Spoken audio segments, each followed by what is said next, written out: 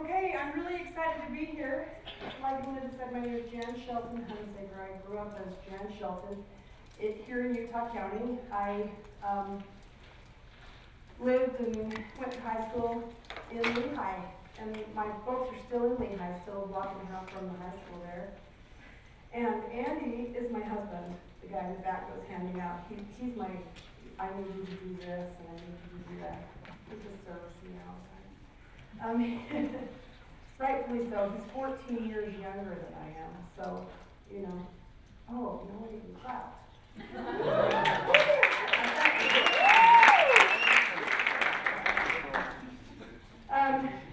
Andy and I met doing theater, and I was directing over at the Sierra around State Street. And he came out and auditioned, and we've been in a lot of places since then. We became best friends, and after a while you just go, this is stupid. And you do something about that. You look so nice. I'm excited. Hearing my voice is very odd. That's very strange. So a little weird about that. Like Melinda said, after I graduated from high school, I went to SUU on a debate scholarship. And then I tried to avoid the theater because I really felt like my mom was, I never want my mom to hear words and she would say, you know, actors are always poor, actors are always, you know, these things. So try and do law, try and, you know. And so I went that direction for a little while, and then somebody approached me and said, no, we're doing an audition for this play. And I auditioned, and that was the end of that. I ended up teaching. I ended up spending a year in Japan, teaching in Japan, and coming back from that experience after I did my bachelor's. A lot revved up about education, and so I went into education. I taught debate for a while, and then again it came around to do the thing that you were meant to always do, and that's teach drama. And it wasn't about the teaching of the drama. It was about your drama teacher has the stereotype that that's your second parent. You know, that's the person who, anybody ever been in a play? Raise them. Admit it. They're all like, oh.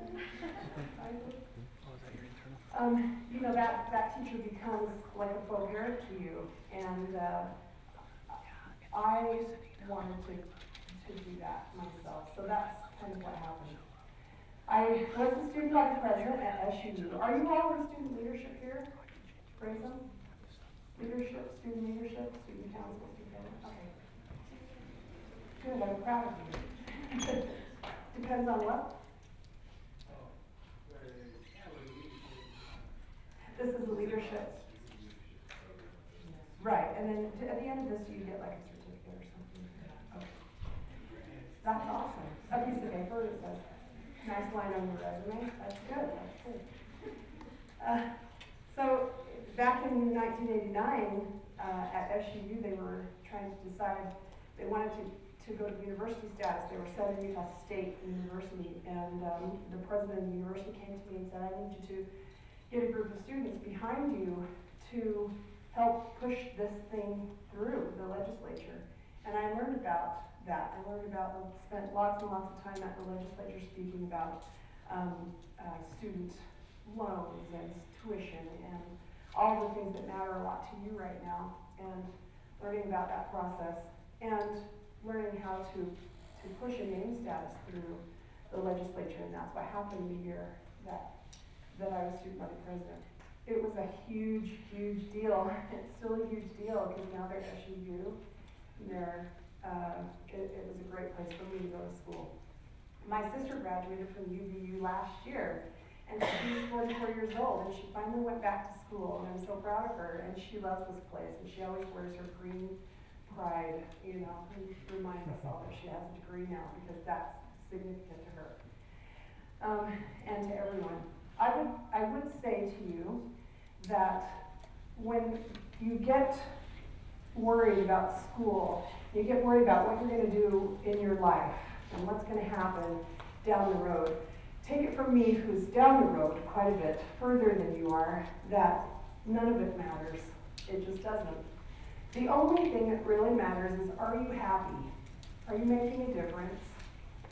And Are you growing as a person? Do you believe in you? And so I've always used theater and debate as a way to teach kids about that we cannot progress in this life and be successful as humans if we do not believe that we are successful humans.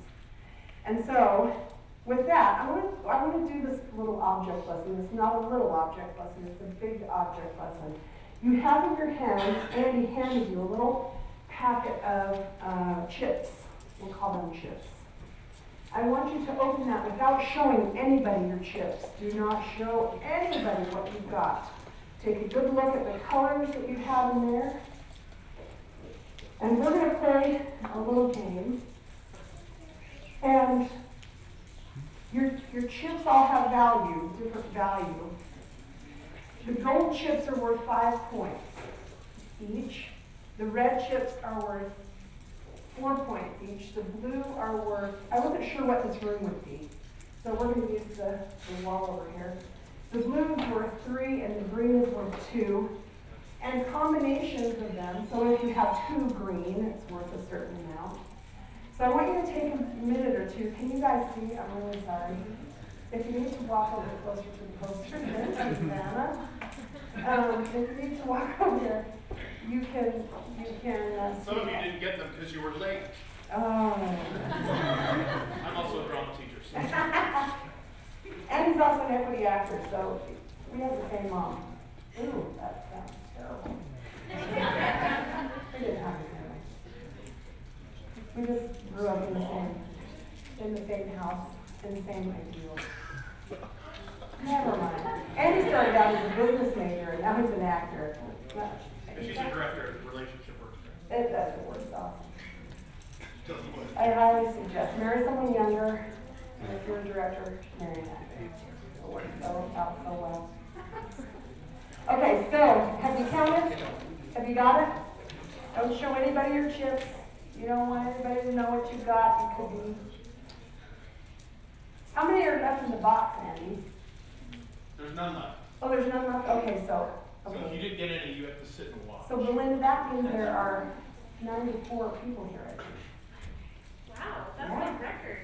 Awesome. Because you're here. Oh, because we dressed alike. I know. Thanks for calling. Okay. Hey, okay, so you got your points. This is what you do. Round 1.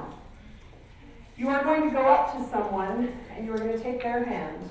Hey, what's your name? Andy? Yeah. I'm haunted. Andy, I have some chips in my hand too. If we have locked hands, that means that a trade has to happen. You're going to ask people to trade you, and you're going to try to get as many points as you possibly can during the hand lock. Andy, I have 1 gold, and I'll give you a gold for 2 green. Can't do it, because he probably doesn't have green, right? I'll give you a gold for a blue, because maybe in my hand I have 4 blues, I'm going for 5. It puts my points up quite a bit. So we go, okay, and we trade. If you lock hands, thank you, Andy. If you lock hands with somebody, you have to make a trade during the lock. Got to happen, okay? Number 3, so when you're trading, you have to, if you are perfectly happy with your chips, fold your arms and avoid people at all costs. Because if somebody grabs your hand, it's a done deal. A trade must happen. Okay? Rule number 4, don't show your chips. You can unlock hands to make a trade. Okay? You have to make a trade. Number 5, the trade must happen. Number 6, once the trade has been made, drop hands and go find a new trader. Okay, the object is obviously get as many of the same color as you can or combination to make your points.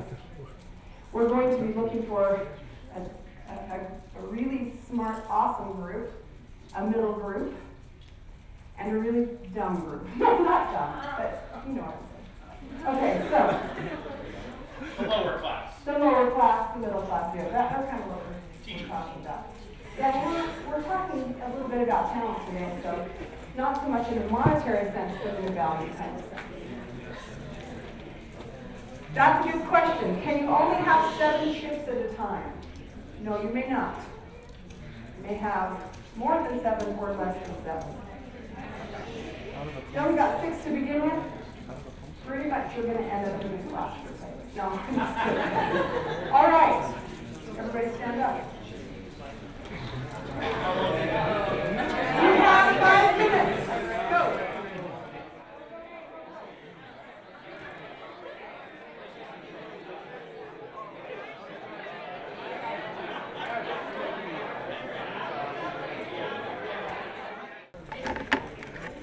Okay, 60 or more?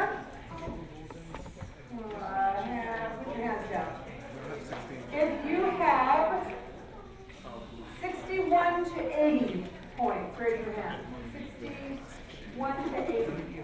Oh, we did that, okay. If you have 50 to 60 points, raise your hand. Okay, I don't think this is going to work. Okay. If you are blue, if you were in the low group, the ones that are standing, come over here and take a seat here. If you are in the high group and you have 61 or higher, you're here. 61 or higher, you're here. Everybody else, leave it. High group. Little fish camp, ladies, big water.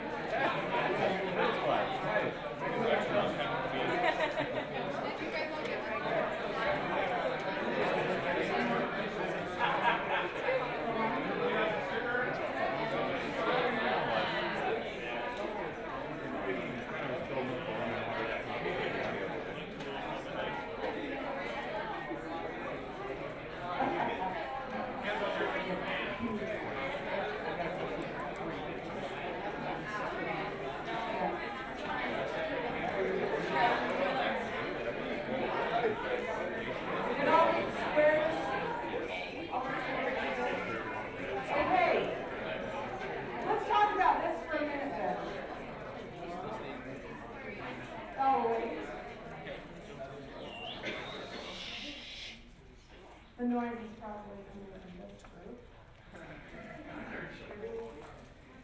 So, try harder.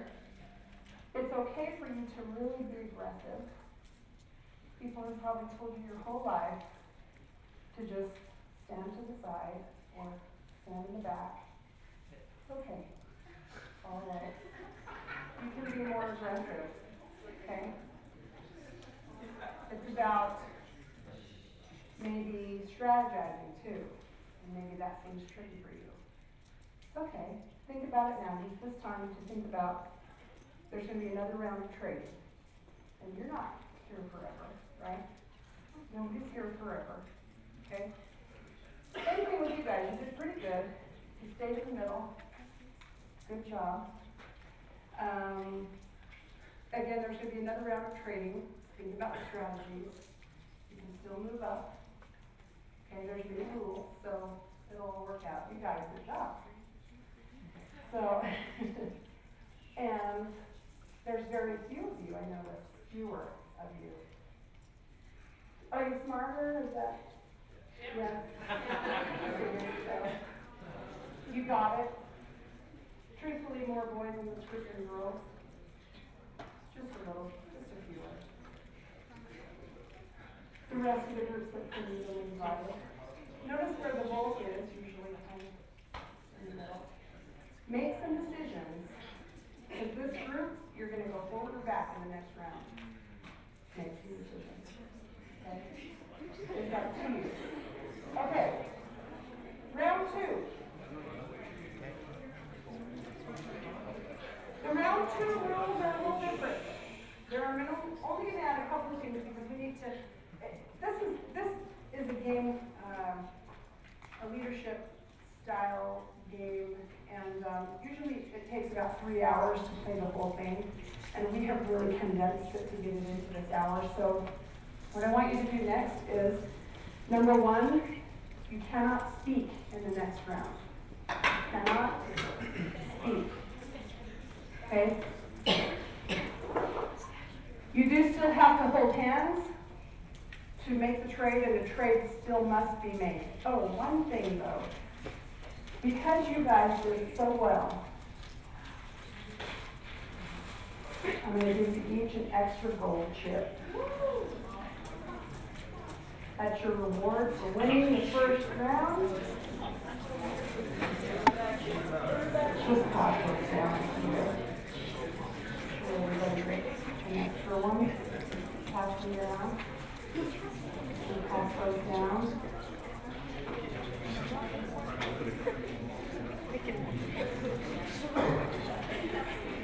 All right. It will be very easy to identify who has a wealth of points or value in their hand because they have a red dot. Okay? They have a red dot.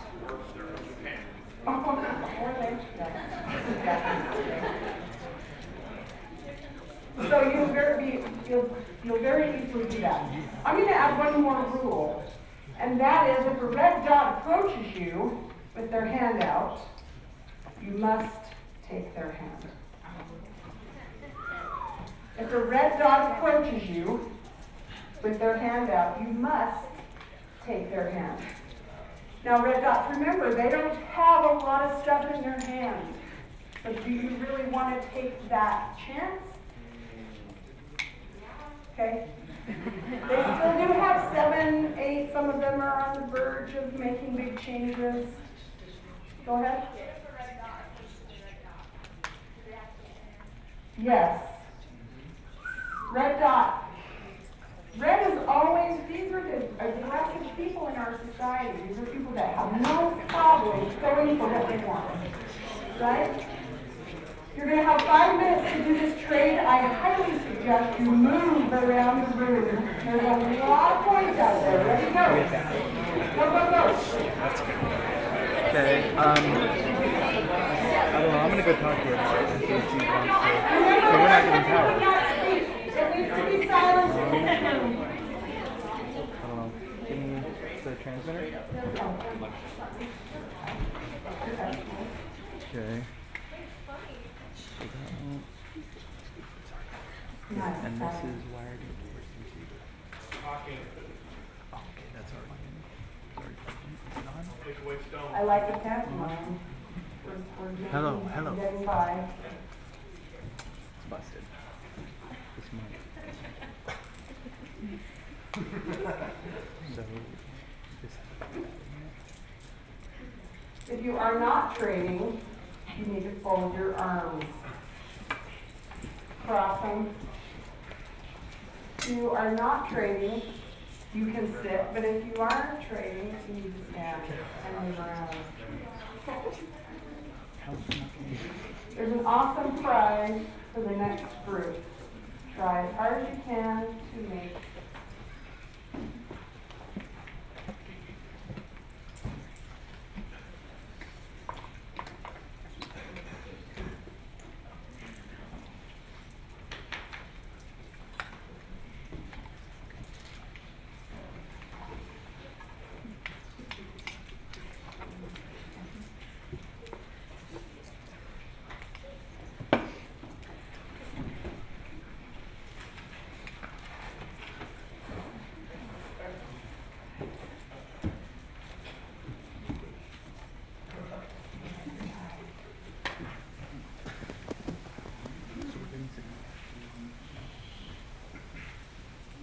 Oh.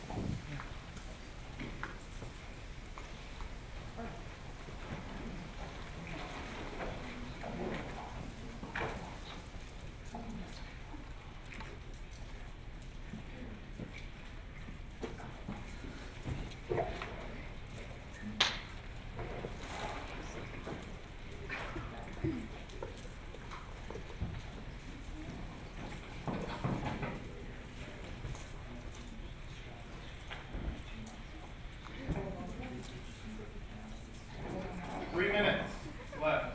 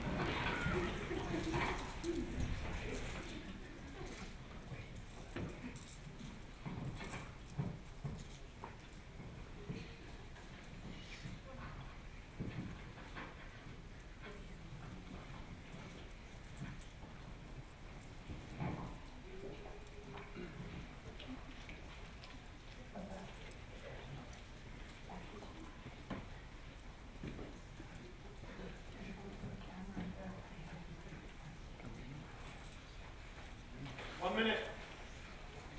No talking. Peters.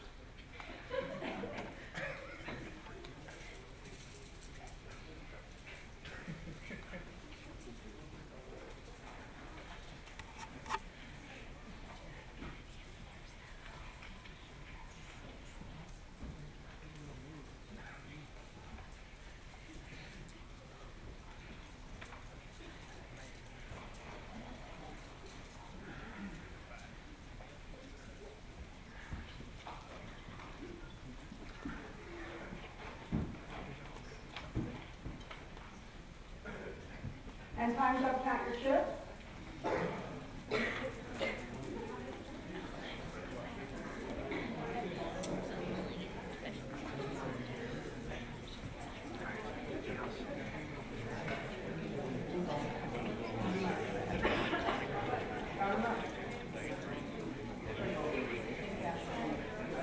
The chips that I handed you, they don't really look like the other ones, but they're still rolled. There's only so many craft stores in Utah.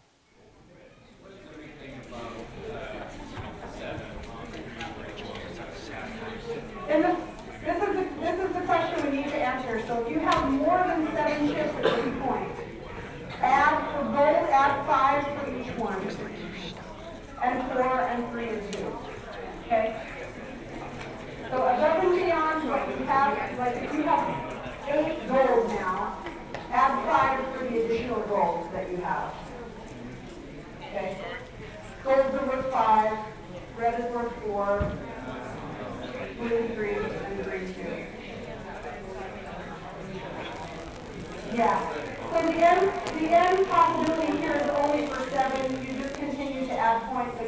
go beyond 47, 55, and 80, or 65 and 80, yeah. Okay. So, if you have, because I know that some of you are going to have some crazy points now, if you have 80 to 100 points, raise your hand. 80 to 100. Look at these guys moving up, 4 of them. Oh, Jesus, you're circumstances. I love it. Stand up.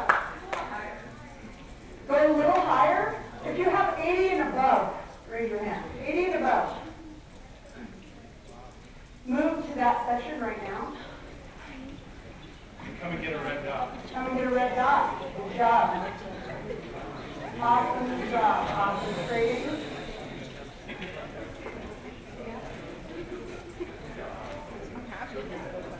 If you have 50 or less, raise your hands. 50 or less.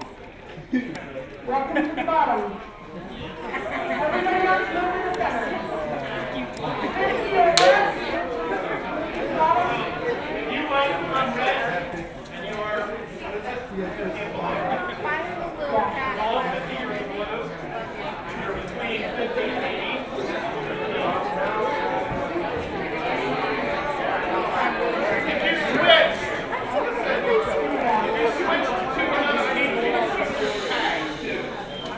I need you to switch out your tags if you came into this because you just weren't good at trading. Here you go. I'll take that. I'll take that. There you go. There you go. Anybody else need to trade down?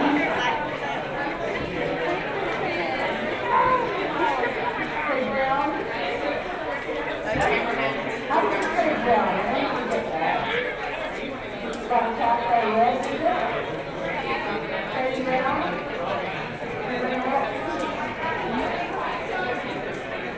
Trade down. Move to the bottom. Move to the bottom of the chain here. Go. Really? Anyone? Okay. Everybody changed up then? Yep, All right. Reds, give ourselves a hand. Good job.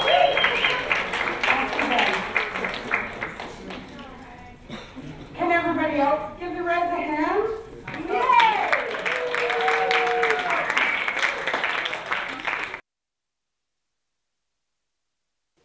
Greens, did you stay in the greens? Anybody stay here? So you really did try it all. You guys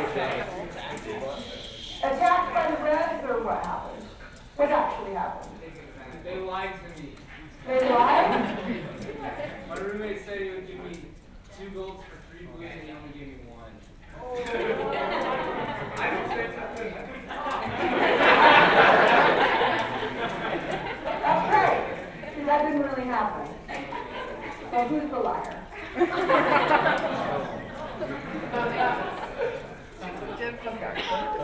I'm going to go on, but we don't have time. The prize for this last round is that the Reds get to make the rules for the next trading session. Oh. Anything goes. Anything you want. Maybe. We give you a gold and you give us like your whole handful. How about You can do anything you want, but you have to agree. You have to agree kind of as a group what you want to do. Let's raise your hands here. Go ahead.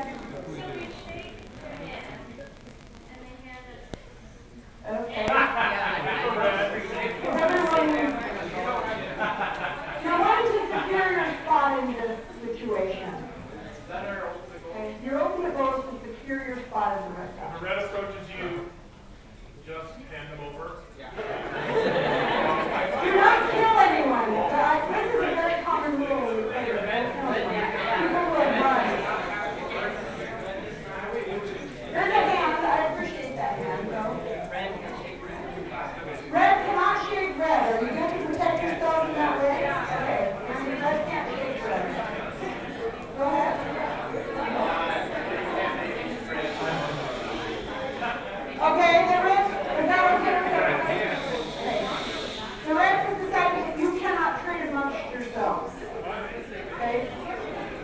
Only trade is red. What else?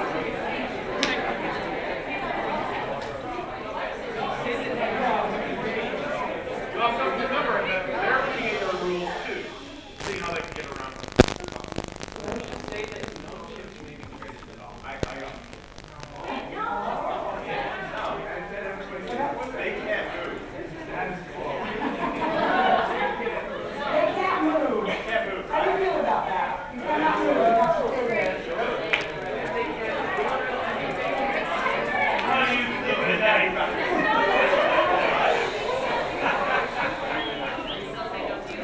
Yes, so far.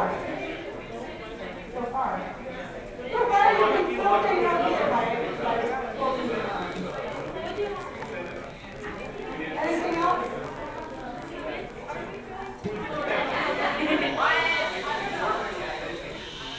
Listen quietly. Chaos is ensuing. Go ahead. Are we going to have to come up with like a different score that we'll need to reach to stay here? Because what if like one person goes and gets like 5 bags and another person from this group goes and only maybe get 1? Once you're red, you're always red. Okay. We should be able to be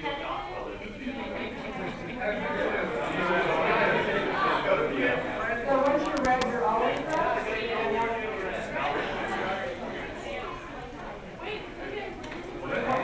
The red's right now.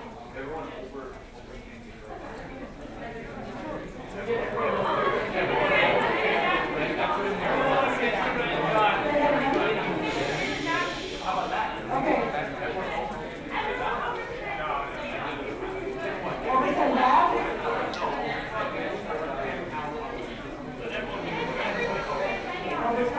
Over 10. Quiet, please. A dance off, that's so creative. You must have to get some more creative off. Anybody else? Are you going to maintain the fact that red is worth 5 and blue is worth 2?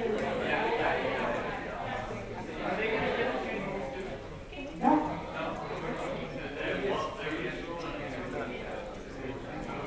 These are the rules. Yeah, save us. Save us. Help us all come with you. We'll all prosper together.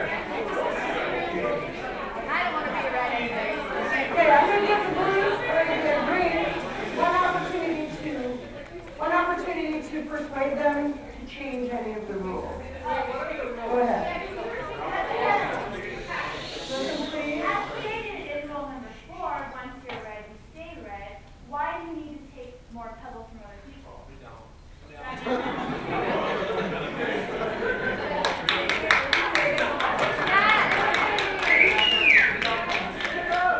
So are you concerned that people will still be able to move up? Oh, you're still concerned that people can move up.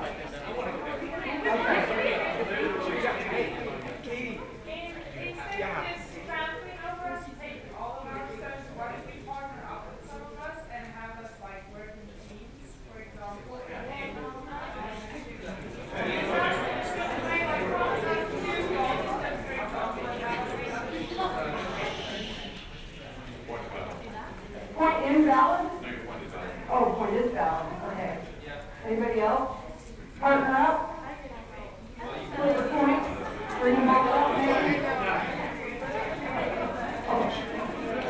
All right, so listen, I'm going to give you 2 minutes because this round really doesn't take very long. I'm going to give you 2 minutes to trade, and there's the rules. Andy, will you read those for us? Rules are, if a red approaches you, just hand them your bag. Unless a red approaches a red, reds cannot approach reds. Number 2, green and blue cannot trade with each other. Number 3, green and blue cannot move from their seats. Number 4, once you're red, you stay red. You have 2 minutes, go. So green and green can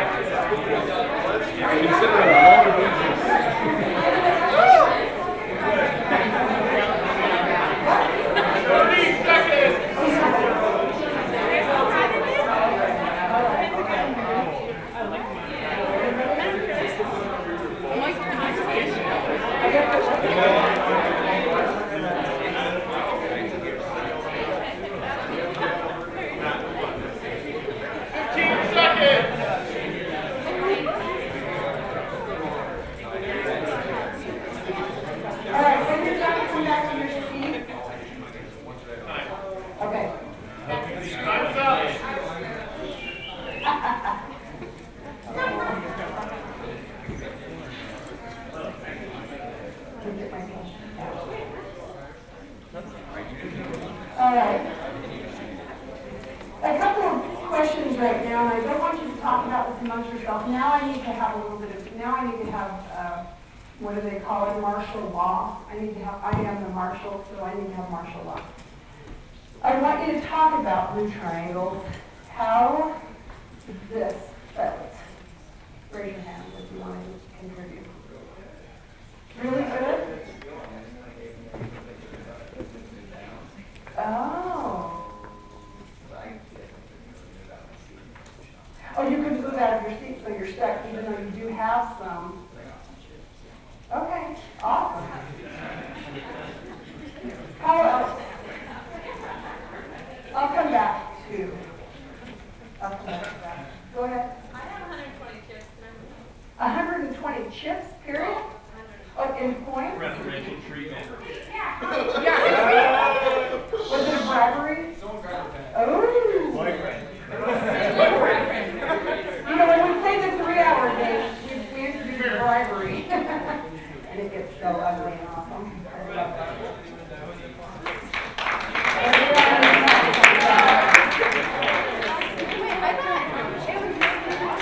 Anybody else agree? You want to say? I feel like in this section, the smiles and the happy when I was up and introduced myself. Everybody was happy. This, your body language is completely different now. Tell me what has happened. Go ahead. You said with loss of trust. Can't trust anybody anymore. I say, cut the fat cats down!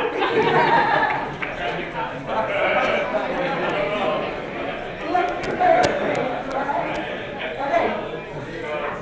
I want these two guys to discuss what they did.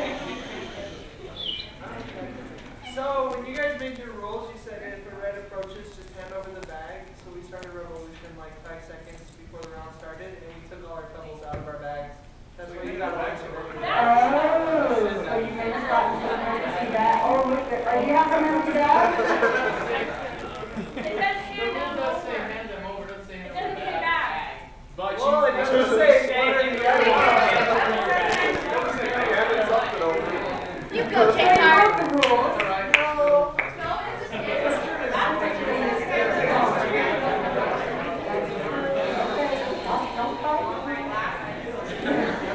That's the problem with the blues, is that now they're mad and now they want to fight you. Oh, we do take them. Some of those guys are wearing, never mind. Okay. Greens. You're just kind of here. How you doing? How do you feel about your relationship toward this group? Shows their true colors. What else? I feel like China in the Second World War. China in the Second World War. There's not a mistake that we're really good about. All right, so let's ask them really. So I want you to truly answer and in as seriously as you can how to feel to be red. Was anybody red the whole time? Raise them. Okay, and you just stuck it out. Good job. Did anybody come from the blue up to the red? How does that feel? Like $1 million bucks?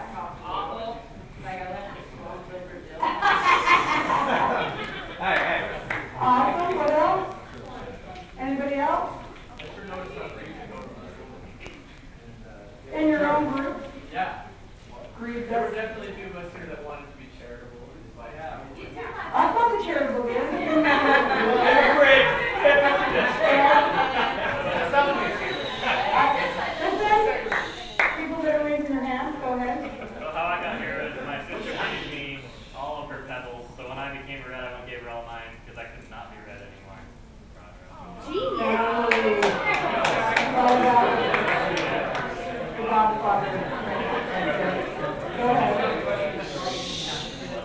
Because using those rules, I just took red off someone's shirt. I don't actually have any pebbles. You took them. Oh, so. But I'm always a red now because it's on my shirt, so I think that's just.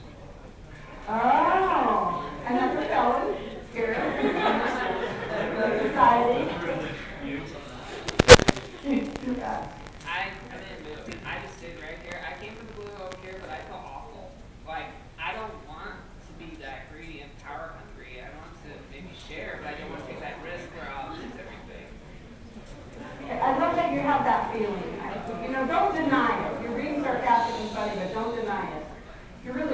over here, right? Go. To be completely honest, in these kinds of games and plays and stuff, I'm usually in that group over there, so I was stoked when I finally made it over here. Although, hearing what they've had to say and kind of knowing that I've been there, I don't know, I don't feel right about being here anymore. Was you feel out of your league? Not necessarily out of my league. I thought that I was in here, but I realized it's not all it's cracked up to be. Okay, all right. Guys, because we don't have very much time left and I really want to go over some other things and we really need to decode this situation, let me just say, I really appreciate you walking into that. Within a couple of minutes, I noticed that the game, the psychology of the game had already begun and people were just like, no! And me walking away and doing all kinds of things that would prevent you from trading or there was a lot of cheating going on. There were lots of rules were broken in society. That's called a crime. A lot of things happen, but the reality of it is there are a lot of things that we could say that this game mimics. It mimics, of course, money. You know, in society there is a group that tends to have money and then they tend to keep their money. And because some of them are gifted, by the way. I don't know if you noticed that I had a big bag of gold up here and I was just standing here. Finally someone came up to me and said, can I have some of that? And I said, and gave them about 10. And those people that were really aware of what was going on in the room took advantage of that as well. And I wholly recognize your feelings. I want you to do one thing for me now, and that's take off your tag, take off your label, and ball it up and put it in your pocket or something like that. Or save it to remind you of tyranny. A couple of things and then I'll close. There's a book from David Burns and it's called The Feeling Good Handbook. It was written back in 1989, and just as I was finishing college, my bachelor's. And he gives 10 ideas that cause stress and anxiety in society. And one of the biggest things he says is, I'll read it right from the list, is labeling or mislabeling. This is an extreme form of overgeneralization. Instead of describing your error, you attach a negative label to yourself. You say, I'm such a loser. When someone else's behavior rubs you the wrong way, you attach a negative label to him.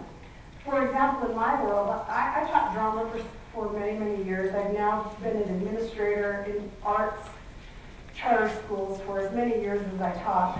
But in our world, we do severely attach labels to our kids and to people by saying, you're the lead, and you're the supporting lead, and you're the chorus.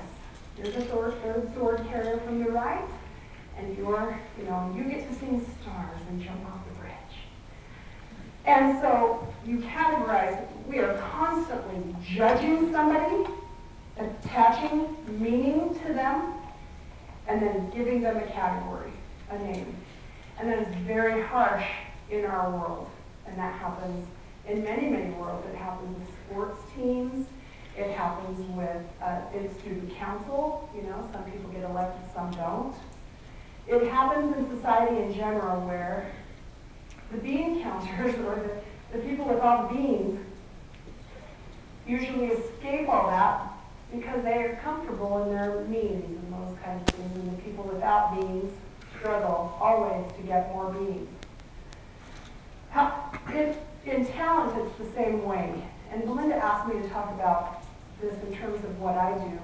And in my world, it's about talent. And I was never a really amazing singer. There was always always a better singer than me. There was always a better, I went to my drama teacher one time when I was in high school and said, I really think that it's my turn to have a lead. It's my turn. And he was like, there are no such things as turns in this business.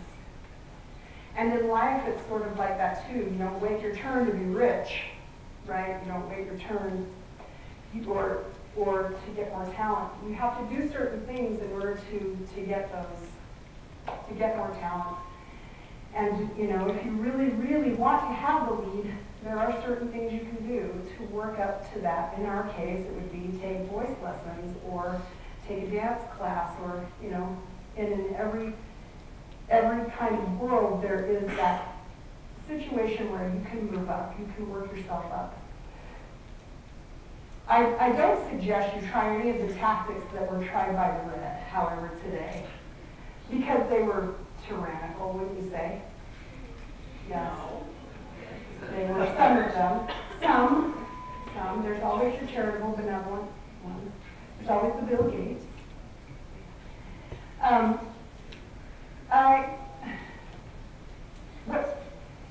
I mostly want to talk today about when you become a student leader, when you have these leadership skills, and I know that this is kind of where you're going. You're taking this class and doing these things to better yourself, to reach your full potential, and I think that's really amazing. When we label ourselves, when we label other people, it really doesn't mean anything to the other person. But when we label ourselves, it means everything to us. So I was in high school. I always looked how I look now. I would go back to reunions and people are like, you haven't changed a day. You haven't, what is up with that? So one day in the lunchroom, Miss Lehigh came around and she was wearing her crown. And she was passing out flyers. Here you go, it's a flyer, there you go. Come and try out for the pageant. Come and try out for the pageant. And I ran around with 8 girls that were powerful people. We were raised by very, very dominant Mormon ladies, if you will, who got the job done. And we may not have been the most beautiful table of girls when we all sat together in the lunchroom, but we knew we were the most powerful. And everybody else didn't matter. And so when they came around to our table, I mean, the cumulative GPA at that table was probably 3.9. I was the reason for the 9. I was the dive there. They came around to our table, instantly recognizing us, because the Miss Lehigh was only like a year older than us, and she says, "Oh, you guys are perfect. You'll do so well in interview." And we were all like, "Oh, we would so kick your butt." Only, of course, in my mind, I didn't say it, but I still probably wouldn't. But so this happened, and she said, "Here you go. I want you to have a flyer. Oh my gosh, you guys, is that a flute? You play the flute. You can do flute at the pageant." And I'll tell her where I wanted to put that flute right then. There you go. And then she gets to me. Of course, I'm on the end because I'm like the bossiest of them all. She gets to me and she's like, "Do you want one?" And I said, "Oh no. No. But that never left me. Never, ever left me until I started to say to myself, if I invest in that moment for the rest of my life, then that's where I have stayed. I have never advanced myself beyond what someone else thought of me." And maybe she didn't mean it that way even. Maybe she said, "Do you want one?" Maybe she didn't say that. Maybe she said, "Do you want one? Please?" Maybe she was thinking, "Do you want one? I don't know." That didn't have to be, "Oh, that girl, really? Didn't even try." It didn't have to be that way, but that's what I did, right? That's where I went. Beyond that, then I went through a training like this, similar to this, and I said to myself, I am never going to have my mind in this group because that's where I stayed for many, many years. It wasn't about money. It was about town. It was about how I felt about myself. I was in this group for many, many years. While we were around in the, my dad was a school teacher, so we never had any money, so I ended up going to SUU, and I really wanted to go to Juilliard. Do you know that story? Everybody has something that we feel is our that we don't have any control over. You didn't have any control of getting that bag today, right? I had, of course, loaded some of those bags. Were all, anybody get an all gold bag right out? Yeah. Oh, what? I was there. So, all gold bags. You didn't have control of that. You know, I wasn't born into the Gates family or the Steve Jobs family. I was born into a junior high teacher who was a janitor at night to keep us all alive. That's where I was born. And so I had settled myself into that space. I didn't get married until I was 41 years old, and I grew up in a very active LDS family where you did certain things in an order. You know what I'm talking about, some of you?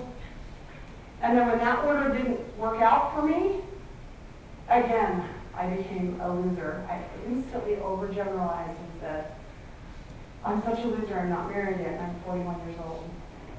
So, I guess my plea for you today, and I really need time. We're good, but I guess you kind of get the idea. Two things then. Number one, when we label other people, we put them in a category, we generally react to them as if they are always going to be in that category. So when you're in a leadership position, you must look at everyone on the general flat plane until they tell you otherwise. Until they, you know, it goes back to that whole 7th grade thing. Don't put a label on me and I will not act, you know, how that label defines me. That label cannot define you. Number two is, and it's far, far more important, don't label yourself. Because when you say, well, I'm always late to everything, then yep, you are always late to everything. And your psychologist will say that you just have a terrible ego problem. People that are continually late to things think that the rules don't apply to them. So, or I'm always poor, I'm never going to have money. Or I've lost every election I've ever run for, which was my story up until I went to SUU and I started working on a bunch of different committees. And then I got elected, and I was like, it changed my whole world. I thought, I didn't even know who I was at that moment. I remember them calling my name and saying, all of a sudden, I didn't know who I was because I had labeled myself for so long, and then somebody else was putting a new label on me. And I didn't know who I was, and it took me a while to catch up with that. So before you say to yourself, well, I'm this way, and I'm this way, and I'm this way, then don't. Start new. Take your labels away. Give away all those bags. And if you want to come around, well, maybe let's get them on the way out. If you'll just, we'll stand back here and take those bags away from you. I just want you to remember that when you're leading a constituency, be careful not to categorize them or stereotype them into some way that you want them to be stereotyped. Look in your meek and wayward souls for their talent and use their talent. Because everybody has a bag of talent. And some of us, you know, just because I don't play the flute, you know, it doesn't make me any less valuable than someone who's really good at organizing their shoes in their closet. You have to think of talent as something for you. Your gold chips are the things that are very valuable to you. You hang on to those. And you try to get more of that gold chip. You know, I've got a brother that tries to collect all the chips of every color. And he's not so great at any one thing. Find somebody when you're putting a leadership team together that has a lot of gold chips in one area and likes to collect the gold chips in that area. Find somebody that has the blue chips. Oh, that person is very good at this, and they are very good at collecting those kinds of things. And find that person. Identify these people and let that work for you instead of against you. I write a blog called Other People's Kids, and it's because Andy and I, when we got married, we were not able to have children. I had 8 miscarriages. And on my 8th miscarriage, I said, this is not, we don't have to try this anymore. I'm done. We can't do this anymore. And I gave away all my chips in that bag. I gave the bag away. I didn't try to go for more chips anymore. That was done. So when you decide that, you know, that something maybe sometimes we're delusional about the talent that we do have, and we think, well, but I really am the most beautiful thing ever. How somebody tell you that? Make sure that you find out who you are before you go out into that big nasty world and wander around even more. This is your wandering time right now. You're in school and it's a little bit safer. Find out what you're great at. Really find out what you're great at and do that thing. And maybe it's not what you thought it was going to be, but it will make you happy. And if you spend the rest of your life searching for something that doesn't make you happy, if trying to get more chips doesn't ultimately make you happy, it makes you angry and it makes you madder and madder, don't try to get more chips. Go away from that and concentrate on the chips that you know you already have. Okay? The blog is called Other People's Kids. It's just about our journey as teachers, the irony of having 250 kids in your school and no children at home. And if you want to read it, please do. And it talks a lot about the things that I know that Belinda and Julianne and the kids have talked about over the years. Just my personal vent about how sometimes life isn't fair and how I've gotten over that myself. Thank you so much for coming. I wish we had another hour. I'm sorry that we don't. As you exit, if you'll just give Andy those marbles and bags. Thank you so much.